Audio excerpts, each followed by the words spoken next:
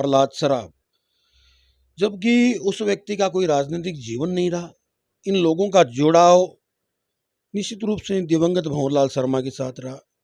Hotel बनाने की बात की थी तो वो भी भंवरलाल शर्मा के कहने से बात की थी। 2 रुपये लगाने की बात की थी तो वो भंवरलाल शर्मा के कहने से लगाने की बात की थी। और नीलकंठ ऑटोमोबाइल वर्कशॉप में ओईएम मानकों के अनुसार नवीनतम उपकरण के साथ साथ अत्याधुनिक वर्कशॉप है, जिसमें 2 पोस्ट लिफ्ट, कंप्यूटरीकृत व्हील अलाइनमेंट और wheel balance, OBD diagnostic scanner, automatic AC recovery machine, ECM और बीसीएम की जांच। कंप्यूटर से ये सुविधाएं आपको एक ही छत के नीचे मिलेगी। नीलकंठ ऑटोमोबाइल की विशेष सुविधाएं: आपकी कार पर विशेष रूप से काम करने वाले समर्पित इंजीनियर, 100% वास्तविक निर्माण स्वीकृत, OEM OES spare parts, insurance claim और कार सर्विस की लाइव स्ट्रीमिंग। अधिकृत सर्विस सेंटर की तुलना में अपनी कार की सर्विस पर पाएं 45% तक की बचत। आज ही पधारे नीलकंठ ऑटोमोबाइल वर्कशॉप में, रतनगढ़ रोड, सरदार शहर। राम राम, मैं हूं मनीष पांड्या और थे देखने लाग रहे हो सरदार शहर एक्सप्रेस। इस साल रे अंतरिम विधानसभा चुनाव है और ई विधानसभा चुनाव ने लेर आप आज एक इंटरव्यू ले मेरे साथ है मुरलीधर सैनी, जिका उपाध्यक्ष भी रह चुकिया नगर पालिका हूँ और किसे किसे पद पर ए रहे हैं। आंगी राजनीतिक करियर की शुरुआत कठू हुई, ई सगले विषय पर आप आज बात कर। टिकट किन मिलसी, के तरीका को समीकरण रेस के। नमस्कार सर। नमस्कार सर, विधानसभा चुनाव आने लाग रहा है और विधानसभा चुनाव ने लेकर क्या तैयारी है बीजेपी? भारतीय जनता पार्टी की पूरे प्रदेश में चुनाव की तैयारियों के लिए संगठन चुनावी मूड में आ गया है। संगठन की बैठकें और संगठन के कार्यकर्ताओं का सम्मेलन, ये 2023 विधानसभा चुनाव के लिए तैयारियां शुरू हो गई है। और 2024 मोदी जी के 9 वर्ष के सुशासन काल 9 वर्ष पूरे हैं, उसके निमित्त भी पूरे हिंदुस्तान में, पूरे भारतवर्ष में कार्यक्रम आयोजित हो रहे हैं। इसी श्रृंखला के तहत हमारे ज़िले में भी कार्यक्रम आयोजित हुए हैं और निश्चित रूप से हम 2023 में और 2024 में पुनः हम मोदी जी को इस देश का प्रधानमंत्री बनाना चाहते हैं। भाई थे राजनीतिक करियर की शुरुआत कठू हुई, के पद पर रहा? मैंने मेरे बचपन जीवन से मैं संघ का स्वयंसेवक रहा। फिर मैं अखिल भारतीय विद्यार्थी परिषद छात्र जीवन से विद्यार्थी परिषद से जुड़ा और विद्यार्थी परिषद से जुड़ने के बाद स्टूडेंट यूनियन का मैंने चुनाव भी लड़ा। 96-97 में छात्र संघ अध्यक्ष भी रहा मैं सरदार शहर एसपीटी कॉलेज का। उसके बाद मेरे राजनीतिक जीवन की शुरुआत हुई। मैं सरदार शहर युवा मोर्चे का अध्यक्ष भी रहा हूँ, जिला उपाध्यक्ष भी रहा हूँ, युवा मोर्चे का जिलाध्यक्ष भी रहा हूँ। यहाँ सरदार शहर नगर पालिका में मैं मनोनीत पार्षद भी रहा हूँ। 2005 में मैं इलेक्टेड पार्षद भी रहा हूँ इस वार्ड से। 2010 में मात्र एक बार पूरे राजस्थान में जब चुनाव हुए थे, डायरेक्ट प्रत्यक्ष रूप से चेयरमैन के चुनाव, अध्यक्ष नगर पालिका के चुनाव, उसमें मैंने मेरी धर्मपत्नी को यहाँ से चुनाव भी लड़वाया था और कम मार्जिन से हम नगर पालिका में चुनाव में हम हार गए थे, परंतु नगर पालिका बोर्ड बीजेपी का बना था उस समय भी। उसके बाद फिर मैंने 2015 का चुनाव लड़ा, फिर मैं विजय हुआ और इस नगर पालिका उपाध्यक्ष हुआ। इसलिए मेरा राजनीतिक जीवन 92 से मैंने छात्र जीवन से यह राजनीतिक जीवन की शुरुआत की है और मैं एक संघ का स्वयंसेवक होने के नाते इस राजनीतिक क्षेत्र में उतरा था। मतलब उपचुनाव रे माँ ओसवाड़ बड़ावास पंचायती के माँ एक प्रहलाद सराफ की टिकट ने लेर थार सा कोई बवाल हो गया, वो क्या मामला हो? पिछले उपचुनाव में यहाँ हमारे पूर्व विधायक दिवंगत भंवरलाल शर्मा के निधन के बाद में ये सीट खाली हो गई थी और मात्र 8-10 महीने का चुनाव था।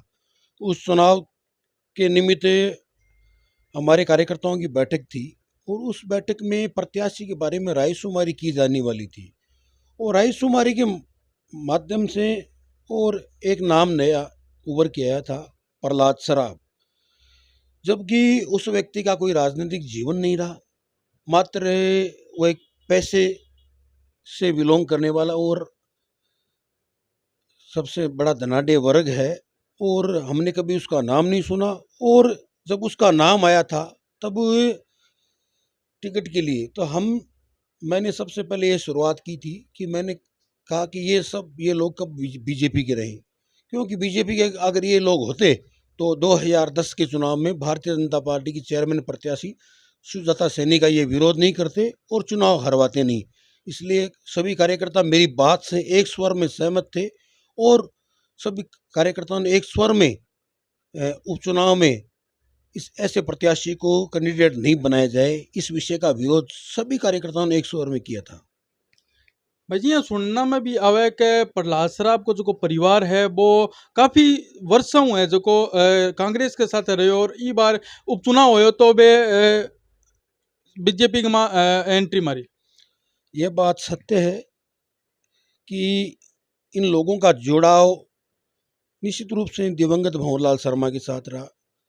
भंवरलाल जी मरने से पहले जो भी कार्यक्रम ये उद्घाटन करवाते थे तो भी भंवरलाल शर्मा से करवाते थे। कोई पैसे अगर किसी बात के कहीं लगाने हैं तो वो भंवरलाल शर्मा के कहने से लगाने थे।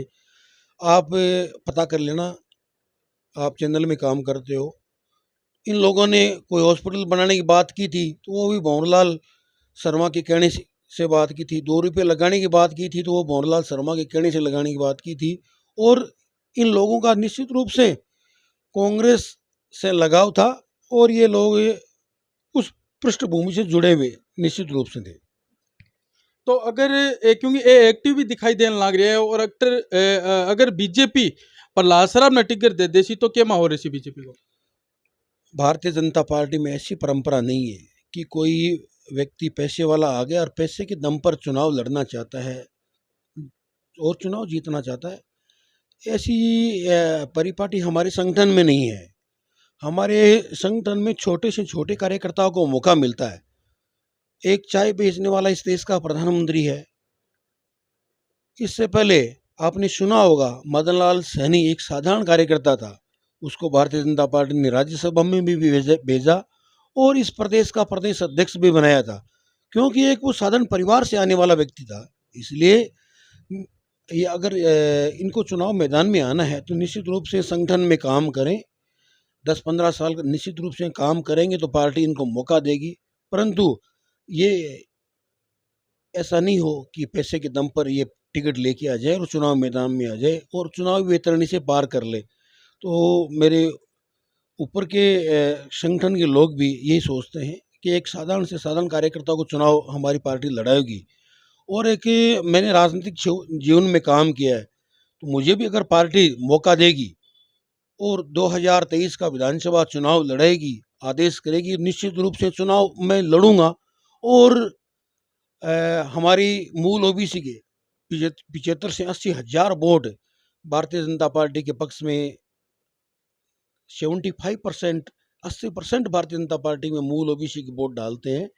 तो निश्चित रूप से अगर पार्टी आदेश करेगी चुनाव लड़ूंगा। और सभी राजनीतिक जीवन में मैंने 25-30 साल राजनीतिक जीवन में काम किया है, तो राजनीतिक में जो काम करता है उसकी महत्वाकांक्षा जरूर होती है। तो मैं निश्चित ही पार्टी आदेश करेगी चुनाव लड़ूंगा, फिर भी चुनाव लड़ने की मेरी महत्वाकांक्षा जरूर है। देखो महिला सीट ही और थारी जी की मिसेज है वे चुनाव लड़न लाग रहा बीजेपी और प्रहलाद सराफ है जगह मन चुनाव हरियाणा में लाग रहा। क्या अगर प्रहलाद सराफ ने 2023 विधानसभा चुनाव की टिकट मिले तो थे भी विरोध कर? मैं पार्टी के सिद्धांतों से और मैं रीति नीति की बात करने वाला व्यक्ति हूँ, सिद्धांतों और पार्टी रीति नीति से जुड़ा हुआ व्यक्ति हूँ। अगर विधानसभा चुनाव में ये कोई ज़रूरी नहीं है कि उनको अगर टिकट देती है पार्टी तो मैं विरोध करूं, परंतु मैं उनके साथ काम करने में असहज महसूस करूंगा। इस विषय पर मैंने मेरी भावनाएं पार्टी के ऊपर स्तर के लोगों को भी पहुंचाई है गत विधानसभा उपचुनाव में। तो मैं कोई विरोध करूं ऐसी बात नहीं है, परंतु आपको ये मैं बता दूं मनीष जी कि एमएलए की टिकट बहुत कठिन होती है। एक पार्षद की पार्षद के चुनाव लड़ने के लिए वो पार्षद की टिकट पाने के लिए भी कार्यकर्ताओं को बहुत मेहनत करनी पड़ती है। ऐसे ही पार्टी की टिकट पार्षद की नहीं मिलती है। ये तो विधानसभा का चुनाव है, बहुत टेढ़ी खीर है। तो आप किसके नेतृत्व में ये 2023 विधानसभा चुनाव लड़ेंगे? पार्टी का कोई संगठन का और पार्टी संगठन में काम करने वाला व्यक्ति को पार्टी आदेश करेगी तो निश्चित रूप से जो आपके सामने जो चेहरे आ रहे हैं उन सभी के साथ कंधे से कंधा मिलाकर हम 2023 में कमल खिलाएंगे। और उपचुनाव में हम 26,000 वोटों से हारे हैं तो निश्चित रूप से 26 से नहीं, हम 30,000 वोटों से ये सरदार से विधानसभा में कमल खिलाकर यहाँ का विधायक बीजेपी का बनाकर हम 2023 विधानसभा में भेजेंगे। तो ये हाँ मुरलीधर जी सैनी जका आपा हवा में बात सुनता कि प्रहलाद सराफ और मुरलीधर जी के बीच में के मामलो है, तो आज क्लियर हो गयो कि आगे जी की मिसे जी चुनाव लड़ा भी टाइम प्रहलाद जी को एक माहौल रहो का अन किया चुनाव हरावा आपा, तो भी बात ने लेके और प्रहलाद जी है जका संकी हो रहा क्या है और 2023 विधानसभा चुनाव नज़दीक आ गयो है, बिंग लेके टिकट की जी दावेदारी वे भी शुरू हो गई है। देखना है कि टिकट किन मिले, चुनाव कौन लड़े और के तरीका का माहौल रहसी। धन्यवाद, मिला अगले वीडियो में।